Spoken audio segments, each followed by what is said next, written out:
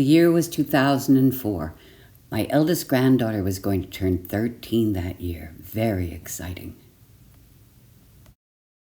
In January, I just happened to tune into the Oprah Winfrey Show at the beginning of her interview with Dr. Catherine Hamlin, an 80-year-old woman who I had never heard of before. Turns out that she was an obstetric surgeon who specialized in the reparation of obstetric fistulas, which I had also never heard of before. And she had founded a hospital to do that in Ethiopia. And she told this heartbreaking and beautiful story, beautiful because it's a happy ending, but she told this heartbreaking story about this 13-year-old girl, just like my granddaughter was about to turn, who had been a child bride. She had been betrothed, I think she was 8 years old at the time, and was impregnated shortly after her first menses.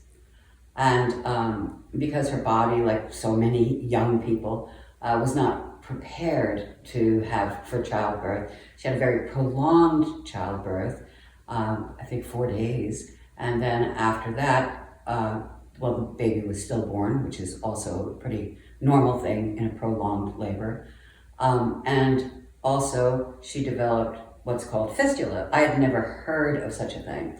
But anyway, fistula is a hole that develops either between the vaginal cavity and can be between the rectum and the vaginal cavity, the vaginal cavity and the bladder, or both. And in her case, both. And what happens is a continuous leaking of urine and feces, and well, she's deemed unclean completely. Her husband wants nothing to do with her. Nobody wants anything to do with her. She's shunned by the community, and she's left to live in an isolation hut all by herself, ostensibly for the rest of her life. At age 13 years old, her life basically was over. And I thought, oh my gosh, that's just so awful.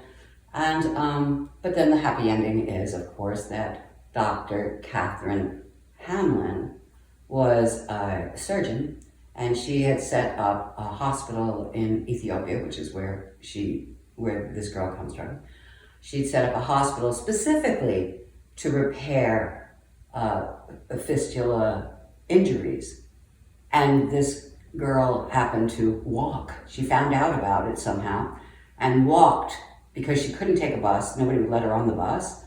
She walked, and plus she didn't have money. She walked, I don't know, hundreds of miles to get to this hospital.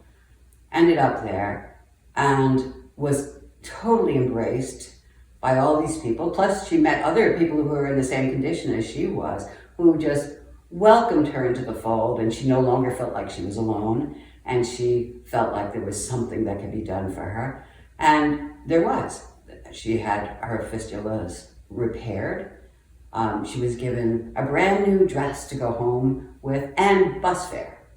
She didn't have to pay 1 cent for this, which is a good thing, because obviously she would not have been able to have it done. I had such a strong response to this interview that the minute it was over, I shut off the television and rushed over to my piano, and I wrote the song, "You Are Not Alone." Since then, for the last 20 years, I have been singing that song and using it to help raise funds for the Fistula Foundation to eradicate fistula from the face of the earth.